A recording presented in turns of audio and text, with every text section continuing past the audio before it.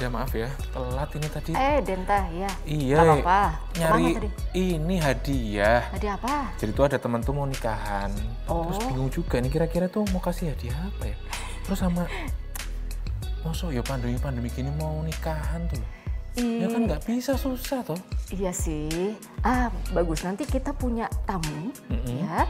Ada teman saya yang beliau itu event organizer gitu. Jadi nanti nanya aja ya, wedding organizer. Betul. Nanti nanya aja tentang gimana hajatan itu dilakukan di masa pandemi, ya. Tapi kita sapa pemirsa dulu. Boleh.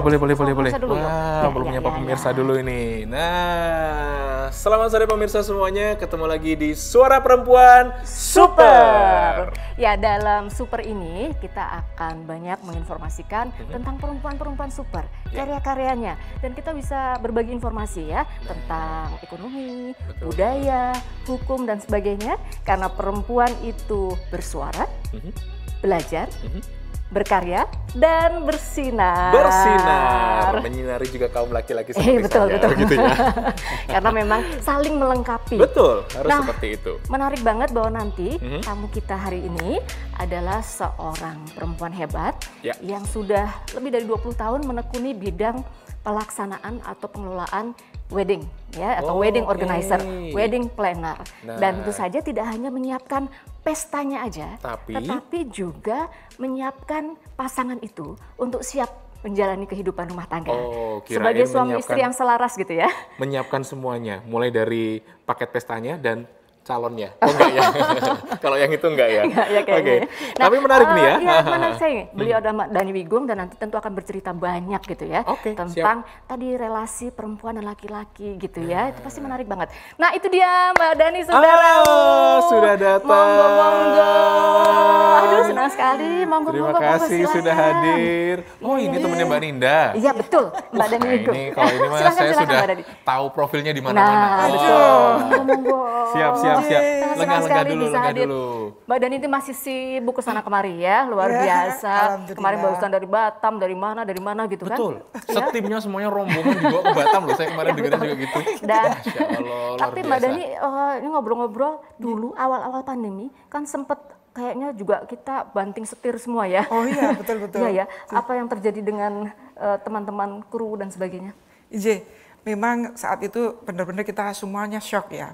Tetapi sebenarnya ada behind the scene silent di hari di mana betul-betul kita pas pandemi di bulan Maret kalau nggak salah ya. Saya tetap melaksanakan karena ada sesuatu hal kadangkala dalam sebuah pernikahan itu diniatkan dalam hitungan hari dan sebagainya, kan gitu. Sehingga itu harus dilaksanakan. Betul. Belum lagi kalau si pengantinnya nanti akan segera dinas di mana, gitu. Tetapi betul kami mulai in action sejak begitu bukan selesai ya. Jadi setelah Lebaran, kemudian 7 hari kemudian saya diberi kesempatan, kepercayaan Pak Wali Kota, Pak Heri Sudi Kagungan Kerso. Di situ saya terpandu oleh tim gugus COVID. Provinsi, terus semuanya bagaimana mereka mengedukasi pelaksanaan acara pernikahan di era pandemi. Nah, disitulah modal saya belajar, kemudian mengaplikasikan itu di lapangan. Iya, kita semua belajar ini ya, luar biasa. Dan bahkan sebelumnya kalau nggak salah teman-teman ini, ya nggak apa-apa, pokoknya bergerak terus, bikin face shield kalau perlu gitu. Ya. Ada yang bikin face shield, ada yang jualan berambang juga ada loh kayaknya. Saya termasuk jualan face shield. Oke, pemirsa, sebelum kita nanti ngobrol lebih banyak lagi dengan Mbak Dhani, kita akan saksikan dulu ya, beliau ini siapa dan kiprahnya seperti apa. Kita saksikan visual yang satu ini.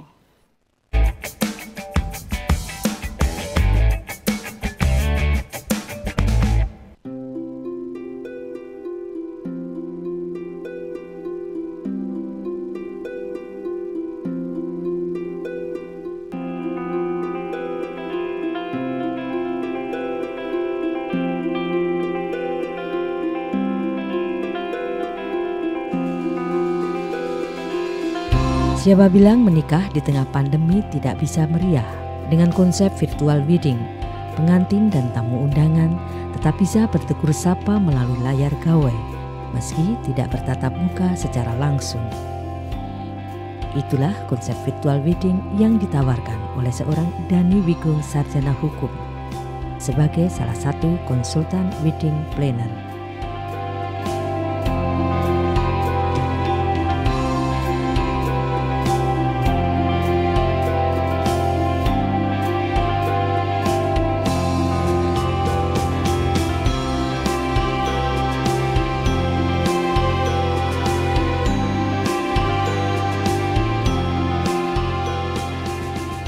Karirnya di dunia wedding organizer dimulai sejak tahun 1995 saat ia menemani Dr. Wigung Pratsongko sebagai pembawa acara atau MC dalam setiap acara pernikahan.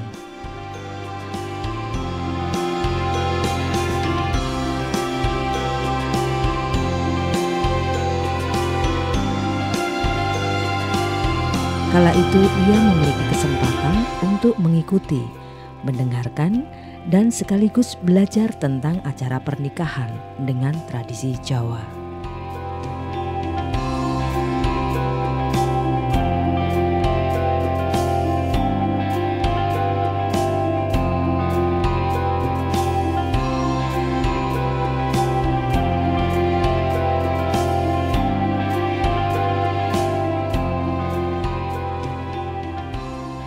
Menjadi perempuan pelaku usaha di bidang wedding organizer yang sudah dikenal masyarakat luas, tentunya tidaklah mudah. Suka duka selalu menghampiri, apalagi sebagai perempuan yang berprofesi sebagai wedding organizer.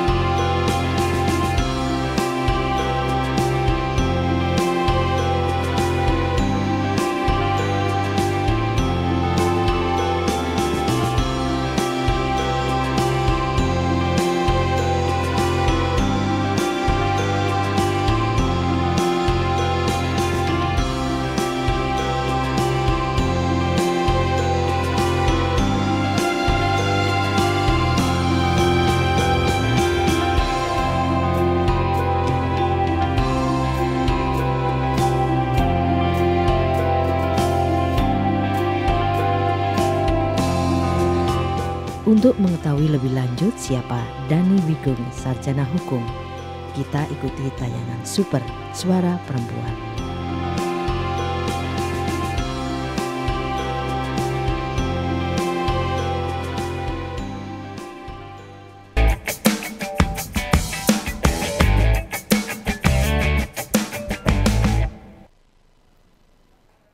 Ya keren ya, usaha yang dirintis dari nol, dijalani dengan kerja keras. Super banget kalau yang satu ini kayaknya ya. Untuk menghasilkan apresiasi banyak pihak ya, termasuk tadi para pejabat.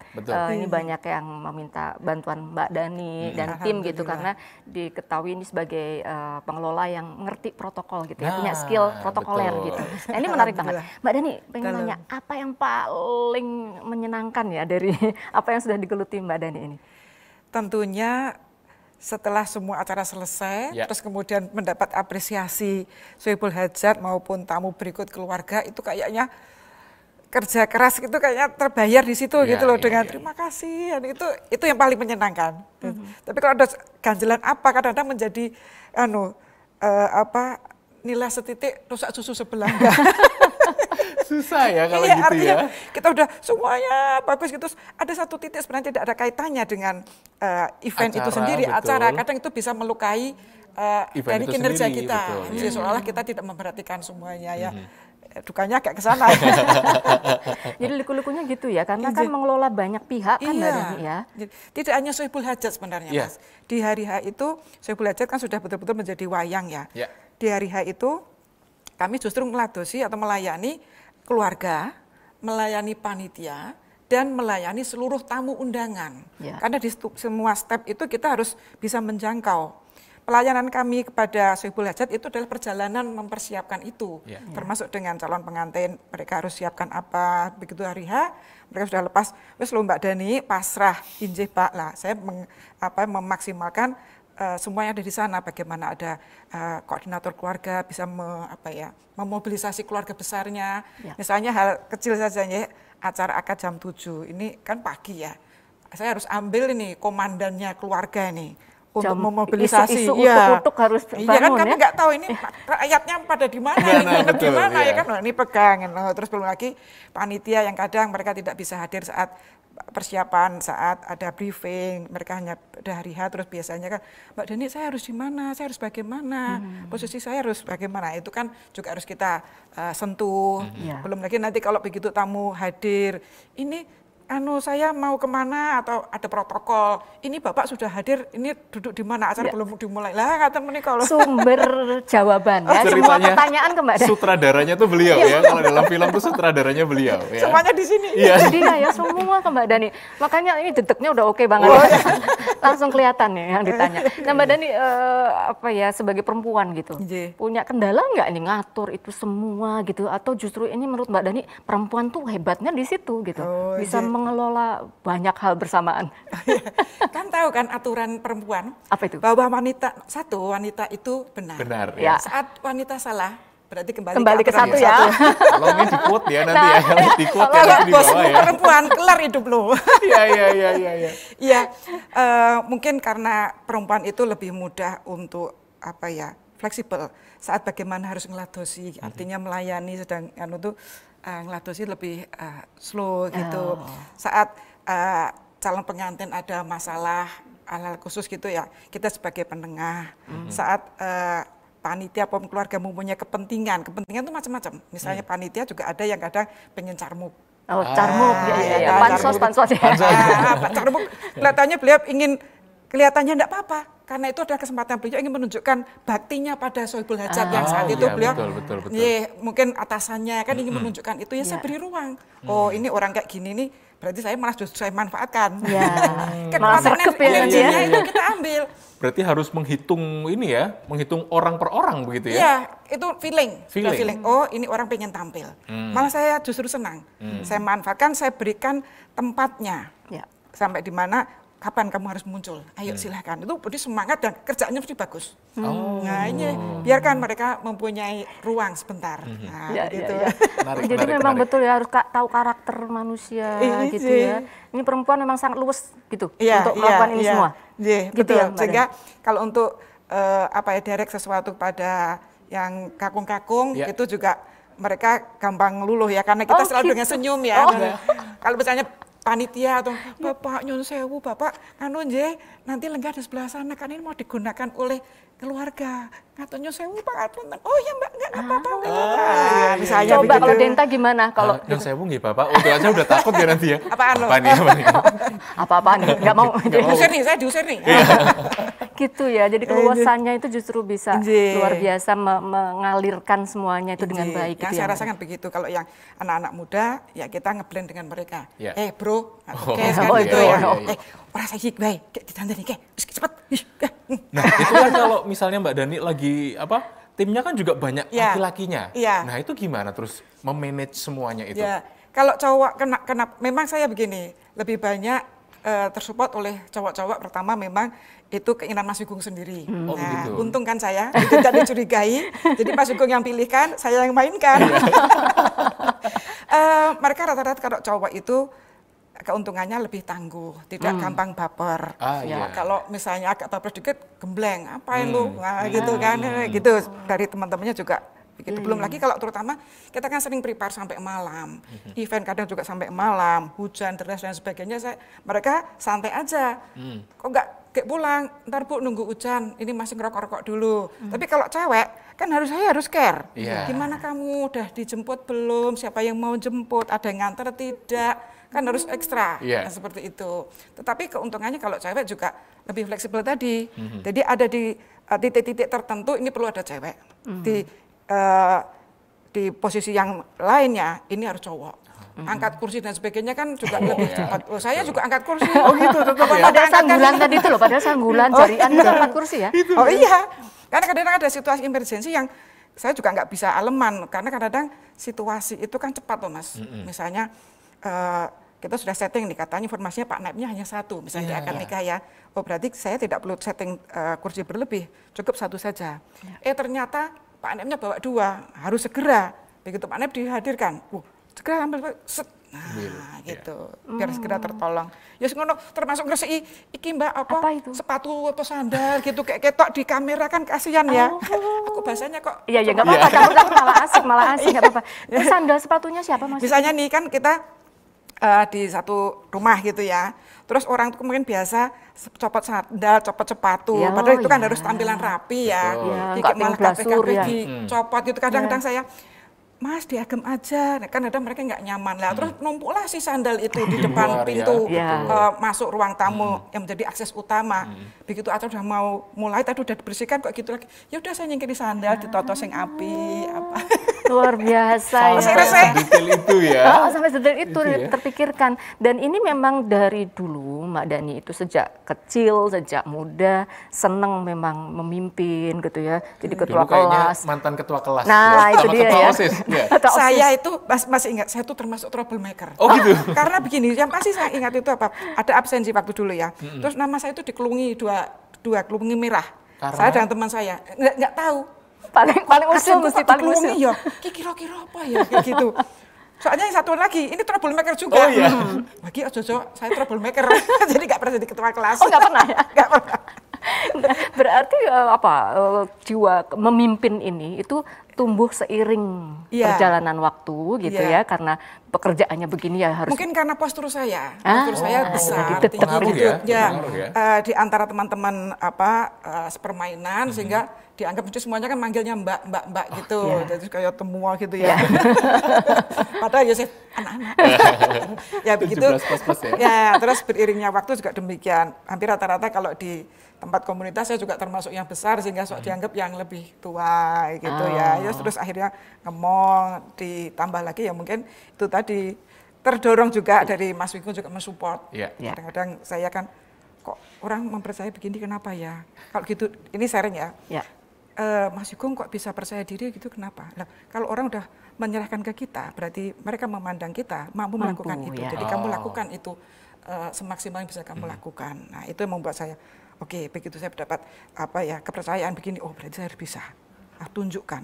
Nah, mungkin seperti itu lama-lama terbentuk gitu. Betul ya. Jadi mau belajar jelas Mbak Dan itu orang yang mau belajar. Saya kenal udah bertahun-tahun kita ya, kita saling belajar bersama. Terus tadi mau mempelajari segala sesuatu dari pengalaman ya Mbak dari pengalaman tadi. Dan nanti soal relasi dengan Mas Wigung, bagaimana membagi peran, kita akan bicarakan lebih lanjut ya. Ngobrolnya pasti seru banget. Jadi jangan kemana-mana pemirsa ya. Kita akan lanjutkan perbincangan kita setelah jeda yang satu ini.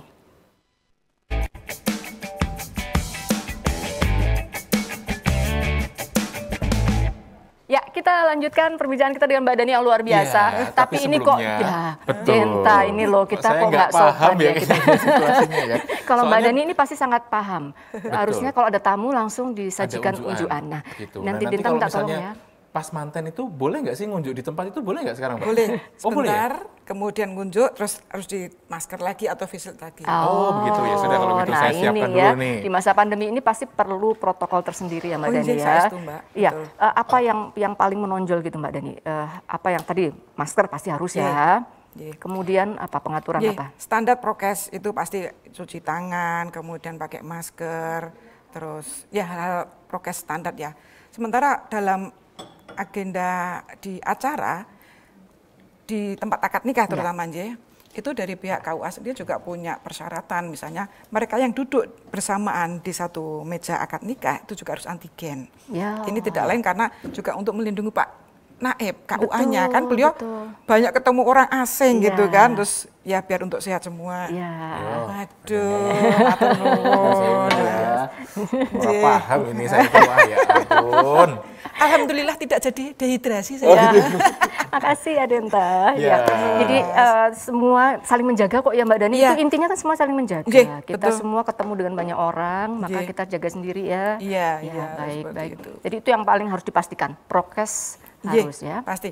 Bahkan aturan untuk jumlah tamu yang hadir pun di awal-awal pandemi itu juga ketat. Waktu itu begitu pandemi dibuka itu sekitar 30 orang.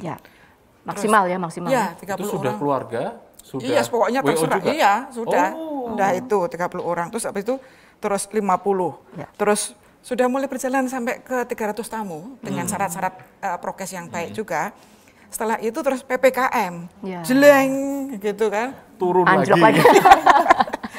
PPKM itu sangat ketat, Mbak. Betul. Bahkan waktu itu kami sempat pengalaman, kita sudah rapat gitu tinggal H-7 lah ya, rapat sudah masih dengan tetap prokes, tapi begitu PPKM betul-betul tidak boleh akad nikah. Hanya boleh di KUA. Padahal kita sudah persiapannya sudah well lah gitu kan. Terus sama KUA menyampaikan ke Sohibul Hajat untuk sudah ditunda dulu lah, padahal si anak ini sudah ada tugas kerja yang mereka harus segera berdua ke Jakarta. Lah namanya orang tua mau lepas anaknya berdua belum dihalalkan itu kan ya mesti deg-degan ya. Lah akhirnya ya sudah, karena prokesnya menuntut seperti itu, sudah Bu kalau begitu kami antar ini calon manten ke KUA. Saya persiapkan semuanya di hotel, tetap seperti biasa. Ya ada beauty suit, jadi mereka punya dokumentasi bagus gitu kan. Terus kemudiannya di KUA pun hanya 5 orang, Mas. Jadi calon manten berdua, wali nikah, 2 saksi. Lainnya ini Pak Naib sudah di sana. Oh, selebihnya tidak boleh? Enggak boleh. Itu PPKM pertama dulu itu. Nah terus ya sudah, orang tua tetap dandan, tapi saya aturin untuk tetap di hotel saja. Begitu selesai, manten saya ajak naik mobil, saya antar ke KUA, diselesaikan semuanya di sana, terus baru saya bawa lagi ke hotel. Di sana sudah saya siapkan orang tua untuk disungkumi oleh pengantin ini. Jadi tetap ada sesuatu yang harus kami kemas muncul sehingga tetap berkesan, kan kasihan itu sekali seumur hidup. Iya ya, jadi biarpun praktis, hanya sedikit yang menyaksikan tapi tetap berkesan gitu ya Mbak Dani ya. Nah ini tadi tak lepas dari juga dukungan Mas Wigung, suami tercinta. Suami. Itu luar biasa loh, mereka berdua ini duet yang sangat-sangat selaras gitu ya. Malah kabarnya yang nyanggulin Mbak Dani itu Pak Wigung loh. Jadi sanggul yang tadi cantik banget kita lihat ya di visual tadi itu banyak kan yang Mas Wigung. Oh iya. Dulu pokoknya setiap ada event saya harus sanggulan, itu sudah request Pak Wigung. Oh gitu. Saya sempat mengalami ngeladosi tanpa sanggul lah. Terus Mas Wigung, kok tetap apik nek sanggulan yo gitu. Waduh, asal dia terus dulu soalnya dapatnya juga nyangguli Mbak. Oh gitu. Dapatnya ya gitu. Deketnya gitu toh. Oh. Ternyata circle-nya begitu ya. Iya gitu. Ini dokter yang nyangguli ya. Udah terus akhirnya sanggulan dan sebagainya. Terus beliau karena punya latar belakang ini seniman tari juga gitu. Jadi tahulah dengan paling enggak bikin alis dan sebagainya lah. Dalam perjalanan beliau melayani pria-pria sering memperhatikan juga, misalnya Bu Tino tuh cuma dimat kayak gitu. Oh kayak gitu tuh lah. Di rumah dipraktekkan. Yang jadi modelnya? Iya nih, kelinci. Oh sampai dimodeli pas barang gitu ya. Ya itu buat mainan dia. Kelinci percobaan. Kelinci percobaan. Kalau yang sudah ke arah pandemi, karena biasanya acara kan padat singkat gitu, saya sudah tinggal pelontrosan, saya sudah tidak mau pakai yang sanggul gitu, karena waktu aja sebenarnya. Walaupun Pak Wigung selalu, kene tak sanggul sih, seorang aku melayu, selak arep kesusu. Ini tadi sudah ditandani Pak Wigung ini. Luar biasa ya, ini loh hasilnya Denta. Jadi begitu ya, rahasianya ini ya. Baiklah, kalau gitu, aduh ini terakhir nih kayaknya ya Mbak Dani, gimana sebetulnya Mbak Dani ingin mewariskan gitu ya kepada perempuan atau menyampaikan kepada perempuan yang punya peran begitu banyak seperti Mbak Dani, apa yang ingin disampaikan? Yang jelas saya merasakan sebagai perempuan, sebagai ibu gitu ya, ada saatnya memang kita selalu waktu-waktu untuk down gitu ya, ngerasakan tapi bagaimana membuat kita harus selalu up seperti itu tidak mudah. Nah, ternyata saat saya selalu menunjukkan spirit saya, itu juga membawa efek pada yang lain. Karena saya juga menangkap seperti itu. Saat saya melihat sesuatu yang spiritnya bagus, energi positifnya bagus, itu juga menangkap seperti itulah. Satu-satunya ya saya mencoba menularkan dengan seperti itu. Ya, jadi menyerap yang positif, menyampaikan juga yang positif. Ya, aduh terima kasih banyak Mbak Dani. Matur nuwun nih keburu Mbak Dani mau rapat juga. Jadi ya. Begitu. Terima kasih. Soalnya sudah janjian. Jadi saya tak duluan saja. Matur nuwun. Matur nuwun sangat ya Mbak. Tetap sukses. Terima kasih sudah mau hadir. Salam buat Mas Wigung. Besok kapan-kapan mampir lagi mudah-mudahan. Siap. Kita ngobrol lagi boleh ya. Iya. Terima kasih sangat. Bareng matur nuwun. Tetap sehat, sukses. Seneng ya luar kalau biasa gitu ya. Wah ini benar-benar super sekali kalau yang satu ini berarti. Kita akan ketemu lagi tentu saja di program super berikutnya ya. Super Suara Perempuan.